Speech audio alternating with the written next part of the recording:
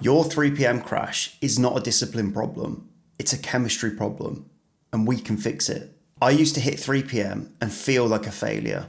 I was slow, foggy, and staring at the screen. I'd reach for a third coffee and quietly call myself lazy. It took me years to actually realise that I was fighting biology with insults. Your 3 p.m. crash is not a character flaw. Today, I'm going to show you what's actually happening in your body. If you keep treating your 3 p.m. energy crash as laziness, you'll keep reaching for the one fix that quietly guarantees it happens again and again, but always slightly worse. This video is broken down into 3 parts. First, the 2 real reasons that your energy dips in the afternoon. Second, the chemical running the whole thing that you've probably never heard of. And third, why your coffee is alone and it's not the solution. First off, that energy dip is real. And it's on a schedule. There's a genuine drop in alertness in the early afternoon built into your body clock. It happens whether you ate a big lunch or nothing at all. The heavy lunch usually gets the blame, but the dip was always coming.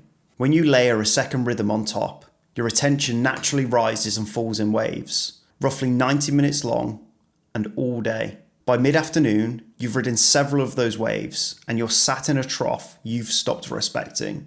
So part of your 3 p.m. wall is simply a low point you're trying to bulldoze your way through by using this one thing. There's a bigger driver behind this, and it's been quietly building since the second you open your eyes this morning. I'm going to introduce you to adenosine. From the moment you wake up, your brain produces it, and it builds all day. More adenosine means more sleep pressure, which means more tiredness. It's your body's honest fatigue meter, ticking upward hour by hour. By mid-afternoon, that meter reading is high, so that heaviness at 3 p.m. is not a weakness. It's the signal doing exactly what it's supposed to do, telling you the truth about how much you've spent today. Here's how caffeine fits into all this.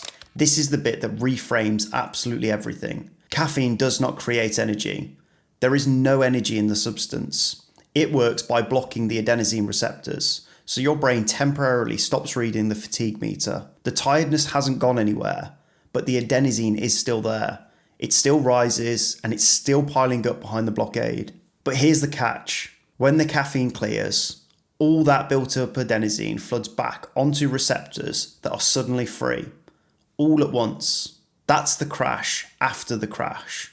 The late afternoon nosedive that sends you back in for cup number 4. So that third coffee that rescues your 3 p.m. is writing a check for 5 p.m. And at your bedtime, it's time to cash it in. Here's the fatigue meter. Caffeine does not remove the tiredness. It hides the meter. And the bill always arrives.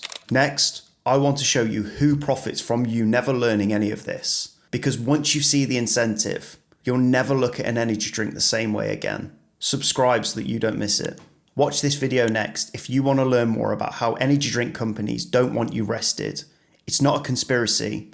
It's a business model, and you're at the core of it.